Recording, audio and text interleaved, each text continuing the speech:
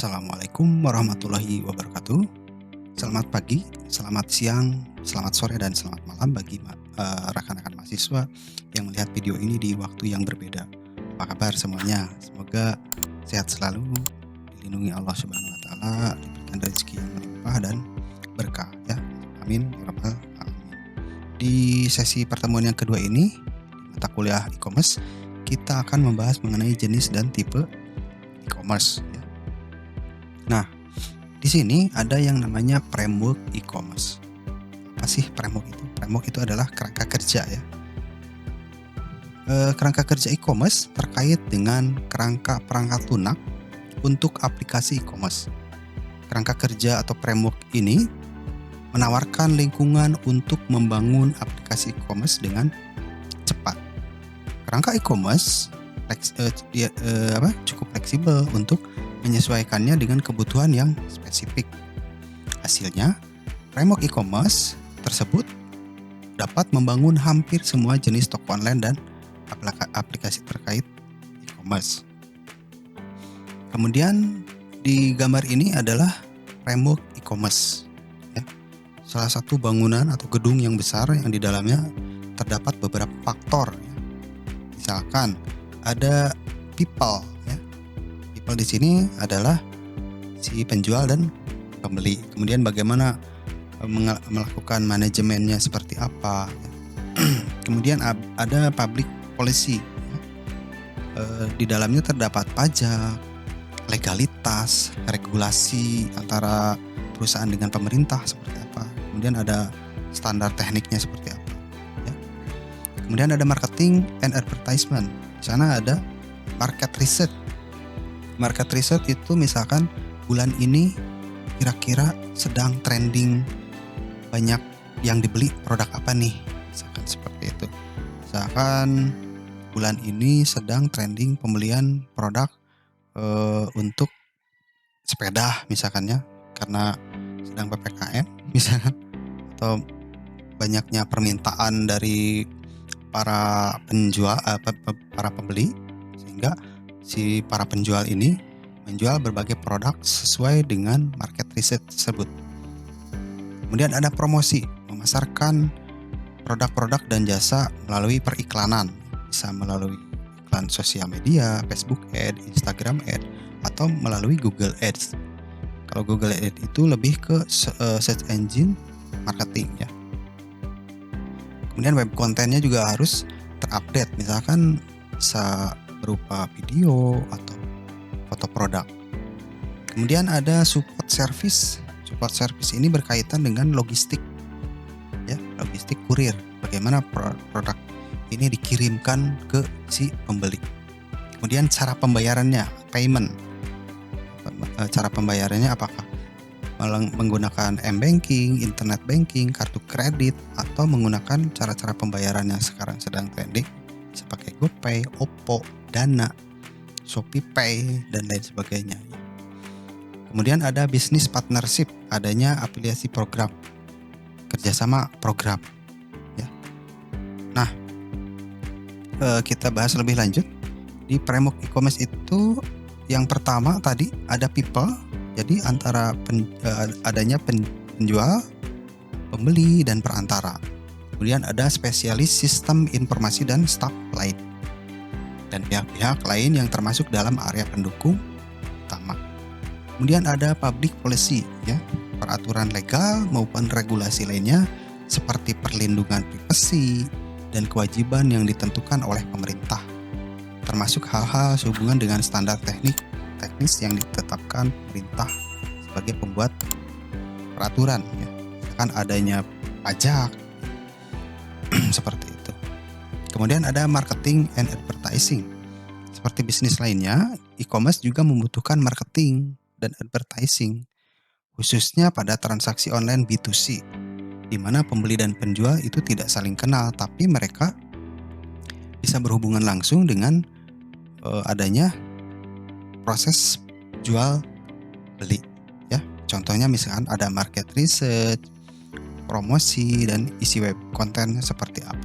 Dengan market research tersebut, si penjual itu nantinya akan melihat iklan-iklan yang ditawarkan oleh si perusahaan atau dalam hal ini e-commerce, kemudian si pembeli itu membeli produk sehingga terjadilah proses jual beli.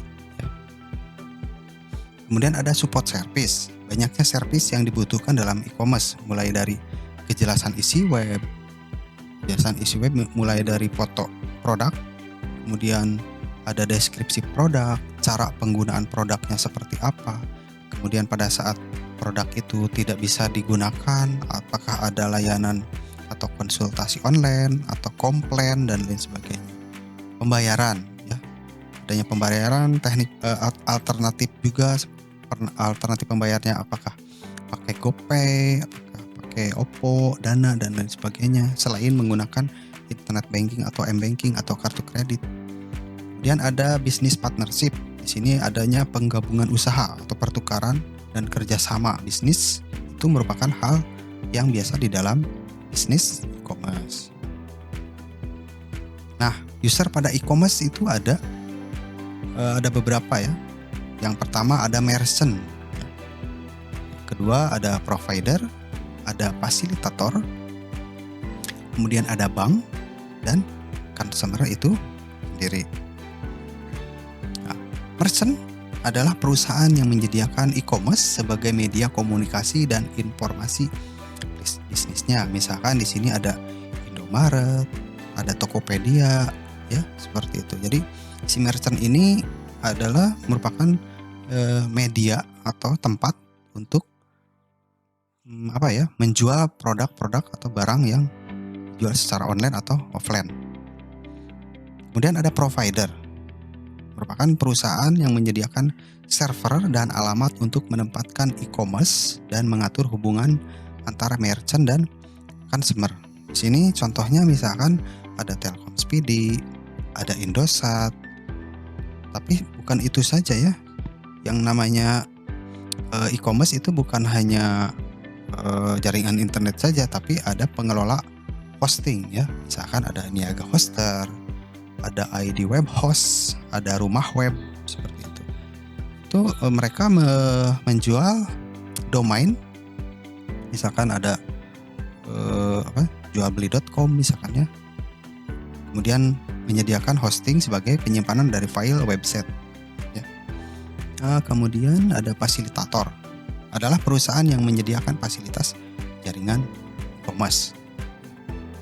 Kemudian ada bank. Di sini lembaga yang menyediakan fasilitas pembayaran untuk transaksi pada e-commerce. Nah, di sini banyak sekali sekarang bank-bank yang bergabung di beberapa perusahaan marketplace. Seperti di Tokopedia itu banyak sekali bank saat kita akan melakukan proses pembayaran ya. Kemudian ada consumer, adalah masyarakat itu sendiri yang mengakses e-commerce dan memanfaatkannya sebagai sumber informasi bisnis dan jasa dalam melakukan transaksi pembelian. Nah, jenis dan tipe e-commerce itu ada 7 ya yang dibahas di sini. Ada business to business, kemudian ada business to consumer, ada consumer to consumer, ada consumer to business, ada business to administration, ada consumer to administration, ada online to offline. Yang pertama itu ada business to business. B2B merupakan salah satu e-commerce yang meliputi semua transaksi elektronik barang atau jasa yang dilakukan antar perusahaan. Nah, produsen dan pedagang tradisional biasanya menggunakan jenis e-commerce ini. Umumnya, e-commerce dengan jenis ini dilakukan dengan menggunakan electronic data interchange dan email dalam proses pembelian barang dan jasa, informasi dan konsultasi atau pengiriman dan permintaan proposal bisnis. Nah, electronic data interchange ini adalah proses transfer data yang terstruktur dalam format standar yang sudah disetujui dari satu sistem komputer ke sistem komputer lainnya dalam bentuk elektronik. Contohnya, website e-commerce B2B adalah Bizzy.com dan Ralali.com ya. Nah, Selanjutnya ada business to consumer atau B2C. B2C adalah jenis e-commerce antara perusahaan dan konsumen akhir. Konsumen akhir itu yang membeli, ya. Kan biasanya di online itu ada dropshipper, ya, ada reseller yang seperti itu. Nah, hal ini sesuai dengan bagian retail dari e-commerce yang biasa dioperasikan oleh pedagang retail tradisional. Jenis e-commerce ini berkembang dengan sangat cepat karena adanya dukungan munculnya website serta banyaknya toko virtual bahkan mall di internet yang menjual beragam kebutuhan masyarakat. Jika dibandingkan dengan transaksi retail tradisional, konsumen biasanya memiliki lebih banyak informasi dan harga yang lebih murah, serta memastikan proses jual beli hingga pengiriman yang cepat. Beberapa website di Indonesia yang menerapkan e-commerce tipe ini adalah bineka.com, beribenka.com, dan tiket.com. Ya. Biasanya misalkan kita mau beli tiket kereta api itu kita mengunjungi tiket.com. Ya. Di dalam website tiket.com itu berarti kita harus mengisi biodata kita, kemudian melakukan pembayaran, dan tiketnya akan dikirim ke email kita. Atau kita misalkan beli di Peri Bineka juga hampir sama misalkan, atau di Bineka juga ada beberapa produk yang bisa kita beli juga sama di situ. Kemudian ada consumer to consumer, ya. Situs ini merupakan jenis e-commerce yang meliputi semua transaksi elektronik barang atau jasa antar konsumen, karena di sini judulnya consumer to consumer. Umumnya transaksi ini dilakukan melalui pihak ketiga yang menyediakan platform online untuk melakukan transaksi tersebut. Beberapa contoh penerapan C2C dalam website di Indonesia adalah Tokopedia, ada Bukalapak, dan Shopee. Jadi di sana ada konsumen yang berfungsi untuk membeli, ada konsumen juga yang berjualan, ya. Jadi bisa kedua belah. Jadi pihak konsumen dan konsumen lainnya itu bisa ada yang berfungsi sebagai penjual juga, ada yang hanya membeli saja, ya, seperti itu. Nah, di sana penjual diperbolehkan langsung berjualan barang melalui website yang telah ada. Namun ada juga website yang menerapkan jenis C2C dan mengharuskan penjual terlebih dahulu menyelesaikan proses verifikasi seperti belanja.com dan elevania.com. Nah, selanjutnya ada consumer to business. C2B adalah jenis e-commerce dengan pembalikan utuh dari transaksi pertukaran atau jual beli barang secara tradisional. Jenis e-commerce ini sangat umum dalam proyek dengan dasar sumber daya. Sekelompok besar individu menyediakan layanan jasa atau produk mereka bagi perusahaan yang mencari jasa atau produk tersebut. Contohnya adalah website di mana desainer website menyediakan beberapa pilihan logo yang nantinya hanya akan dipilih salah satu yang dianggap paling efektif. Nah, platform lain yang umumnya menggunakan jenis e-commerce ini adalah pasar yang menjual foto bebas royalti, gambar, media, dan elemen desain seperti istockfoto.com. Ya, jadi ada beberapa website consumer to business ini. Dia misalkan freelancer, kemudian dia jago desain, kemudian dia mempromosikan atau menjual desain logo atau desain ilustrasi itu di website. Kemudian ada orang atau beberapa perusahaan membeli logo atau jasa gambar ilustrasi tersebut. Kemudian biasanya digunakan untuk desain-desain dari software, desain dari sosial media, atau desain untuk websitenya. Saya juga sering beli di beberapa website yang menjual untuk hasil-hasil fotografer atau gambar ilustrasi atau logo. Daripada kita buat sendiri misalkannya lama, lebih baik kita beli untuk konten di web atau untuk konten di sosial media. Kemudian ada business to administration, ya. B2E adalah jenis e-commerce yang mencakup semua transaksi yang dilakukan secara online antara perusahaan dan administrasi publik. Nah, jenis e-commerce ini melibatkan banyak layanan, khususnya di bidang-bidang seperti fiskal, jaminan sosial, ketenaga kerjaan, dokumen hukum, dan register. Ya. Nah, jenis e-commerce ini telah meningkat dalam beberapa tahun terakhir dengan investasi yang dibuat melalui e-government atau pihak pemerintah. Contohnya misalkan ada www.pajak.go.id itu untuk membayar pajak. Kemudian ada www.allianz.com itu untuk biasanya asuransi ya. Dan bpjs online.com. Di sana perusahaan dapat melakukan proses transaksi atau jasa yang mereka dapatkan langsung kepada pihak administrasi publik. Nah, yang keenam adalah consumer to administration. Jenis C2A ini meliputi semua transaksi elektronik yang dilakukan antara individu dan administrasi publik. Contoh area yang melakukan jenis e-commerce ini adalah pendidikan. Ya. Kemudian kenapa pendidikan? Di sana terdapat penyebaran informasi, proses pembelajaran jarak jauh dan lainnya. Kemudian ada jam sostek. Ya. Di sana ada penyebaran informasi, pembayaran dan lainnya. Ada pajak, ada pengajuan pajak, pembayaran pajak dan lainnya. Ada kesehatan, ada janji pertemuan, informasi mengenai penyakit, pembayaran layanan kesehatan dan lainnya. Contoh penerapan C2A ini sama dengan B2A ya. Hanya saja pembedanya ada pada pihak individu administrasi publik dan perusahaan administrasi publik tersebut. Nah, yang ketujuh adalah online to offline, ya.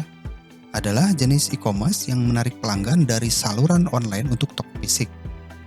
Si online to offline ini mengidentifikasi pelanggan di bidang online seperti email dan iklan internet.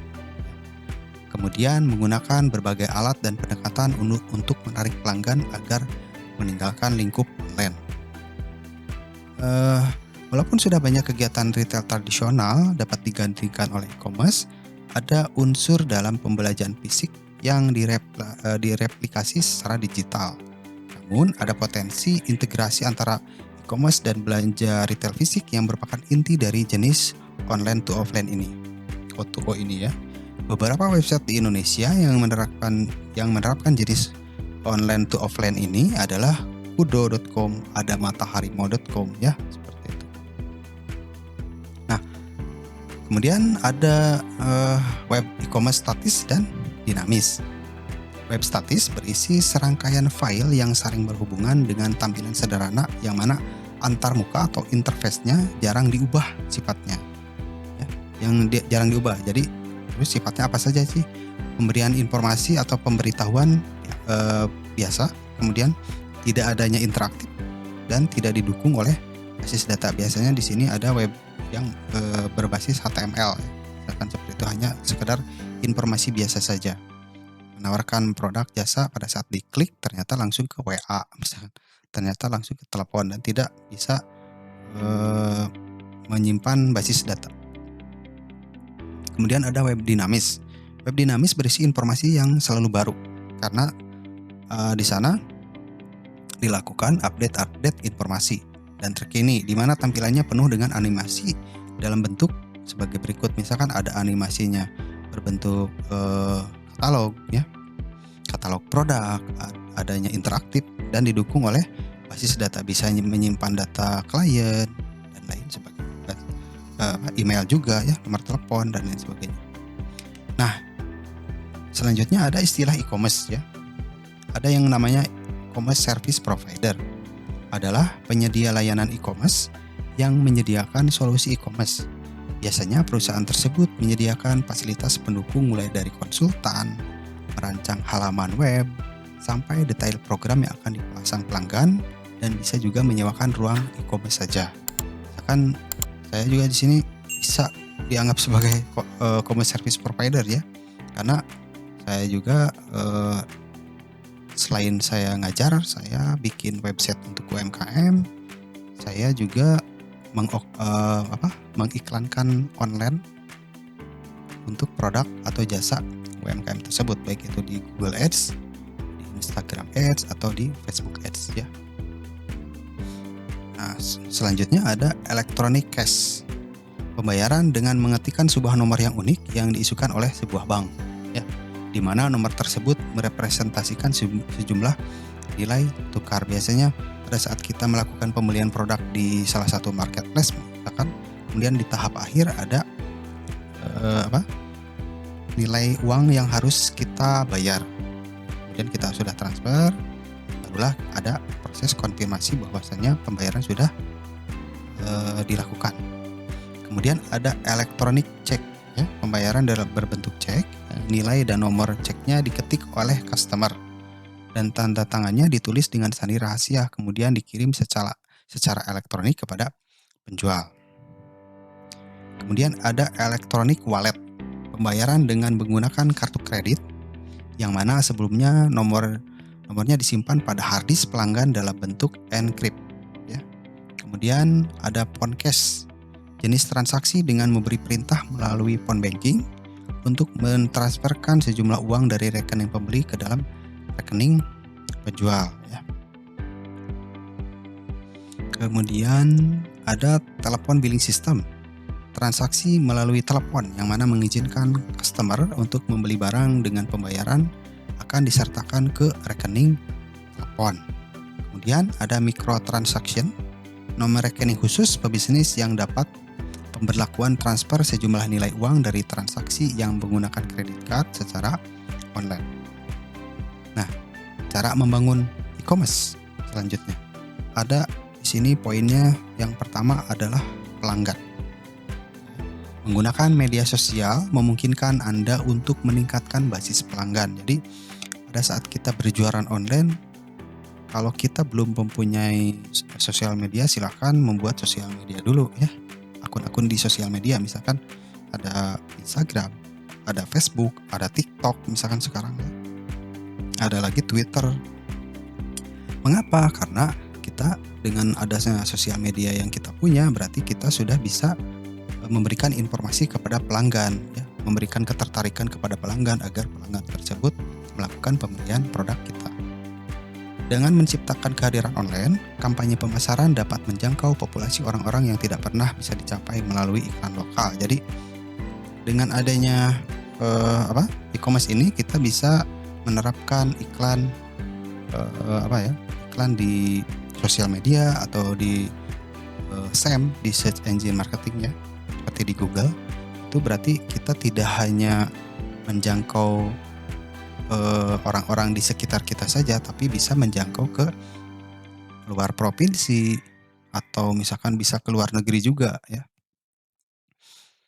Nah, kemudian yang selanjutnya ada visibilitas, menggunakan media sosial untuk membiarkan pelanggan dan pengikut tahu apa yang bisnis sedang dilakukan. Jadi si pembeli atau follower biasanya suka kepo atau melihat sosmed kita, kira-kira jualan apa nih, jualan produk apa, misalkan seperti itu. Ketika bisnis melakukan hal-hal besar, pelanggan atau pengikut mungkin akan berbagi tentang hal tersebut dengan teman dan keluarga mereka. Misalkan kita memposting produk produk baju misalkan, atau sepatu dengan diskon 50%, atau misalkan beli satu gratis satu, atau beli dua gratis 3, misalkan seperti itu, ya.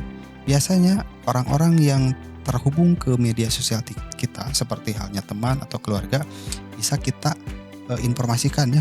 Boleh itu misalkan kita tag, atau misalkan kita share ulang atau kita retweet ulang informasi tersebut, sehingga biasanya orang-orang yang memang tadinya tidak tahu menjadi tahu. Teman kita atau keluarga kita yang tadinya tidak tahu informasi tersebut menjadi tahu karena sudah kita share informasi tersebut, ya, share ulang informasi tersebut. Kemudian adanya konten. Media sosial memungkinkan Anda mengiklankan tawaran spesial kepada para pelanggan dan meningkatkan jangkauan promosi khusus. Anda juga dapat menggunakan konten online untuk membiarkan publik tahu lebih banyak tentang bisnis, ya. Selanjutnya, menciptakan hubungan dengan calon pelanggan dapat meningkatkan basis pelanggan dan loyalitas merek.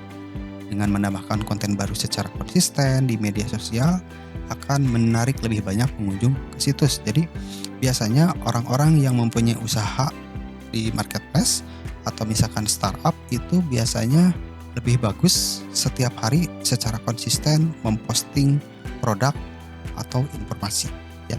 Misalkan informasi diskon, flash sale, promosi ya seperti itu. Setiap hari meskipun bukan memberikan informasi mengenai promosi, tapi kita biasanya menginformasikan adanya produk baru ya seperti itu. Jadi dengan adanya konten yang diposting secara konsisten itu biasanya si pelanggan atau pembeli itu akan tertarik dengan produk kita dan biasanya memfollow akun sosial media kita untuk mengikuti perkembangan informasi selanjutnya dari kita, biasanya seperti itu. Kemudian ada keterlibatan, memiliki toko sepatu dan berpikir bahwa toko tersebut merupakan pilihan terbaik di kota Anda. Namun, jika Anda mengizinkan pelanggan berkomentar di media sosial, mungkin Anda akan menemukan ada merek lain yang lebih populer. Misalkan, dengan mendengarkan apa yang pelanggan inginkan, Anda dapat memenuhi kebutuhan mereka.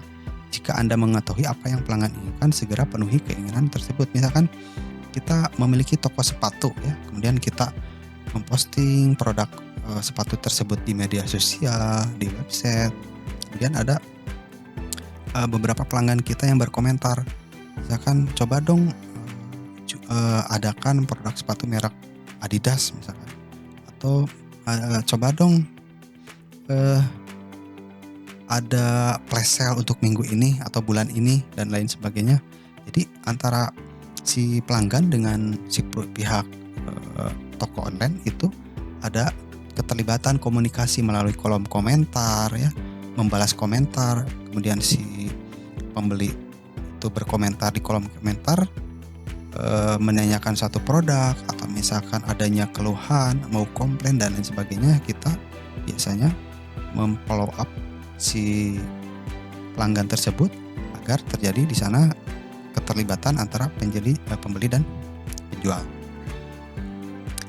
Kemudian ada target. Di media sosial menargetkan demografis tertentu untuk mendapatkan nama Anda di depan kelompok orang yang tepat. Misalnya, jika Anda memasang iklan di Facebook, Anda dapat memilih kriteria yang sangat spesifik menampilkan iklan hanya pada kelompok yang ditargetkan. Facebook, Instagram, dan Twitter menjadi tempat kita berkeluh kesah bersama teman-teman dalam kehidupan sehari-hari. Namun dengan beberapa pemikiran dan kecerdikan, mereka juga memiliki kemampuan untuk menjadi sumber daya besar bagi bisnisnya. Maksud dari target ini adalah pada saat kita akan mempromosikan suatu produk, misalkan di sosial media ada yang mau jualan daster gitu ya. Berarti target yang kita tuju adalah perempuan dengan usia kriteria dari 20 tahun sampai dengan 45 tahun. Karena orang-orang tersebutlah dan dengan gender perempuan yang berpotensi untuk membeli produk yang kita jual ya. Jadi si sosial media Facebook dan Instagram ini bukan hanya tempat kita berkeluh kesah, curhat ya, kemudian videoin orang-orang yang lagi viral, orang-orang yang bertindak macam-macam sehingga jadi viral ya. Bukan hanya fungsinya itu saja, tapi bisa dijadikan sebagai media bisnis agar meningkatkan branding perusahaan kita ya. Kemudian sudah selesai. Nah, itu saja mungkin untuk materi pertemuan yang kedua ini. Semoga bermanfaat ilmunya. Jika ada pertanyaan silahkan di kolom komentar. Hanya itu saja dari saya. Assalamualaikum warahmatullahi wabarakatuh.